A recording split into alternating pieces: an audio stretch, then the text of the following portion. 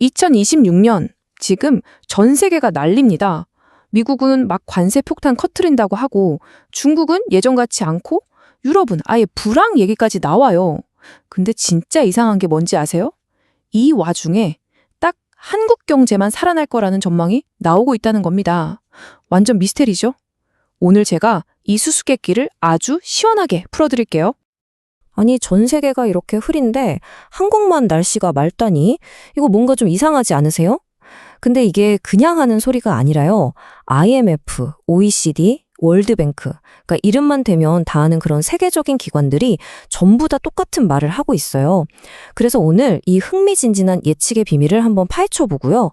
맨 마지막에는 이게 여러분 지갑에, 그러니까 내 통장에 어떤 영향을 줄지까지 싹 다 시뮬레이션 해보겠습니다. 자, 그래서 오늘 우리가 함께 떠날 여정은 이렇습니다.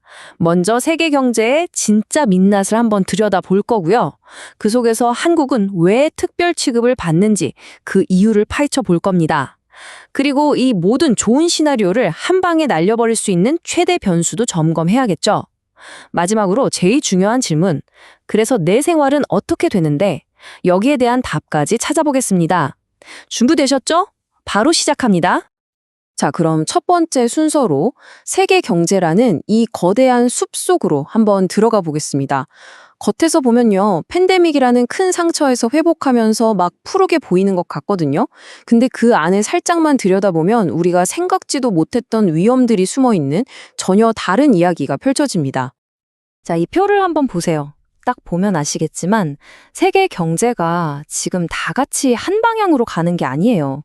인도는 막 6%씩 쌩쌩 달리는데 유럽은 1%대 저성장의 늪에 빠져서 허우적거리고 있죠. 중국도 예전처럼 막 폭발적으로 성장하는 건 아니고 4%대 성장. 그리고 미국은 한 2%대에서 안정적으로 숨고르기를 하고 있습니다. 진짜 각자 다른 레이스를 펼치고 있는 것 같죠? 그래서 이 모든 걸 그냥 대충 뭉뚱그려서 평균을 내보면 한 2.9%라는 그럴듯한 숫자가 나와요. 이 숫자만 보면 뭐 세계 경제 괜찮네, 순항 중이네 이렇게 생각하기 쉽거든요. 근데 정말 중요한 건 이 숫자의 크기가 아니라 이 성장의 퀄리티, 그러니까 체력이에요. 겉보기엔 멀쩡해 보여도 사실은 빚이라는 스테로이드 맞고 겨우 버티고 있는 걸 수도 있다는 거죠. 바로 이 IMF의 한마디가 지금 세계 경제 상황을 아주 정확하게 짚어주고 있습니다. 성장은 하는데 빚은 역대 최고고 무역은 찢어지고 있다. 이게 무슨 말이냐면요. 성장은 하긴 하는데 그 힘이 예전에 팬데믹 때 어마어마하게 풀어놓은 빚에서 나오고 있다는 거예요. 게다가 나라들끼리 서로 담을 쌓으면서 무역 장벽은 높아지니까 돈의 흐름이 막히고 있고요. 그러니까 힘겹게 페달은 밟고 있는데 자전거 체인이 막 삐걱거리는 그런 상황인 거죠. 이 복잡한 상황을 딱 3가지 키워드로 정리할 수 있습니다.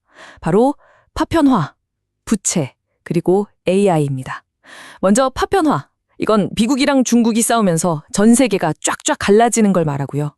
부채는 팬데믹 때 쓴 돈이 이제 와서 미래의 성장의 발목을 잡는 족쇄가 된 거죠. 그리고 진짜 재밌는 건 여긴데요. 이 모든 불안한 상황 속에서 전 세계의 돈이 유일하게 빨려 들어가는 블랙홀이 있는데 그게 바로 AI라는 겁니다. 어떻게 보면 2026년에 이 아슬아슬한 성장을 AI 혼자서 외줄타기 하듯 떠받치고 있는 셈이에요. 자, 그럼 이제 진짜 궁금한 이야기로 넘어가 보죠. 이렇게 전 세계가 불안불안한데 도대체 왜 한국만 반등할 거라는 예측이 나오는 걸까요? 이제 시선을 한국으로 한번 돌려보겠습니다. 이거 보세요. 진짜 놀랍지 않나요? IMF, OECD, 한국은행, 이름만 들어도 알만한 이런 주요 기관들이 전부 약속이라도 한 것처럼 한국의 2026년 성장률을 좋게 보고 있어요. 세계 평균 성장률은 지금 주춤하고 있는데 한국만 완전히 반대 방향으로 가고 있는 거예요. 대체 무슨 힘이 이 거대한 흐름을 거스르게 만드는 걸까요? 네, 정답은 생각보다 간단합니다. 바로 반도체입니다. 지금 전 세계를 휩쓸고 있는 AI 열풍, 그 최대 수혜자가 바로 우리나라, 한국의 반도체 산업이거든요. AI 서버에 꼭 필요한 고성능 메모리 반도체 수요가 그야말로 폭발하면서 한국 수출의 가장 큰 엔진이 다시 힘차게 돌아가기 시작한 겁니다. 근데 여기서 아주 중요한 반전이 하나 있습니다. 지금 한국 경제의 하늘이 딱 두 쪽으로 나뉘어 있다는 점이에요. 반도체가 이끄는 수출 쪽 하늘은 아주 쾌청한 맑음인데 우리 일상과 바로 연결되는 내수 시장 하늘은 여전히 흐림 상태라는 거죠. 소비는 더디게 회복되고 고령화는 너무 빠르고 가계부채라는 먹구름까지 아주 거치질 않고 있습니다. 그래서 전문가들이 2026년 한국 경제를 수출형 좀비 경제라고 부르기도 합니다. 밖에서는 열심히 돈을 벌어오는데 정작 집안에서는 그 온기를 전혀 느끼지 못하는 상황을 빗댄 말이죠. 경제 성장률 숫자는 올라가는데 내 삶은 왜 그대로지? 하는 그 찝찝한 느낌, 바로 여기서부터 시작되는 겁니다.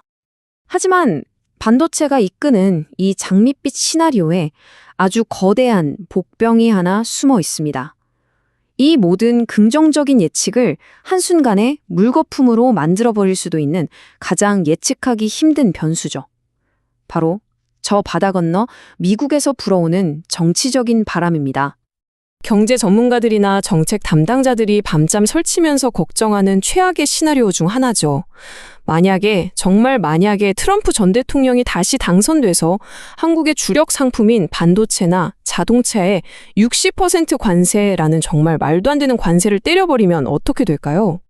우리나라 국책연구기관인 KDI가 시뮬레이션을 돌려봤는데 그 결과가 정말 등골을 오싹하게 합니다.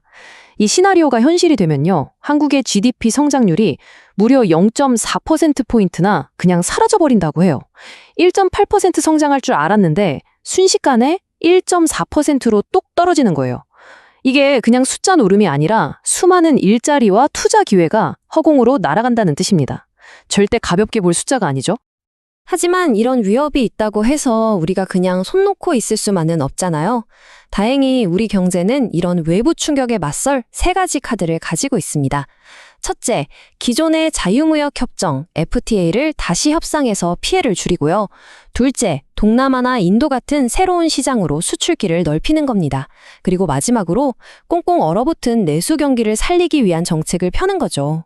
어쩌면 한국 경제의 진짜 힘은 이런 위기 관리 능력에 있는지도 모르겠습니다. 자, 지금까지는 좀 큰 그림의 이야기를 나눠봤습니다. 이제부터는 진짜 중요한 질문, 우리에게 가장 와닿는 질문으로 넘어가 보겠습니다. 이 모든 복잡한 경제 전망들이 과연 내 지갑, 내 통장에는 어떤 의미를 갖는 걸까요? 아마 지금 이 영상을 보시는 모든 분들이 이게 제일 궁금하실 거예요.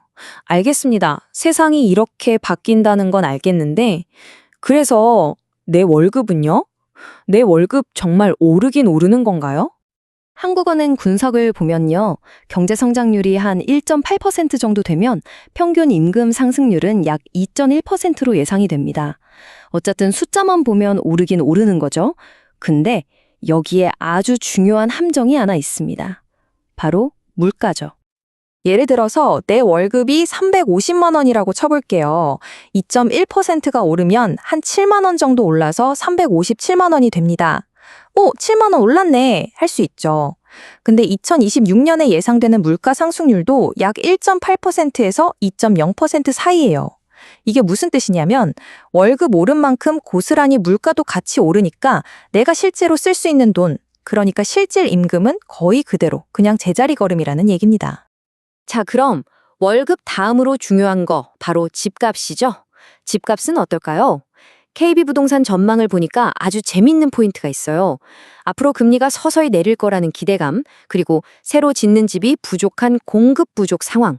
이 두 가지 힘이 팽팽하게 줄다리기를 하면서 집값이 막 폭등하거나 폭락하기보다는 아주 좁은 범위 안에서 움직일 거라는 예측입니다. 한마디로 그동안 너무 뜨거웠으니까 잠깐 숨 고르기에 들어갈 거라는 거죠.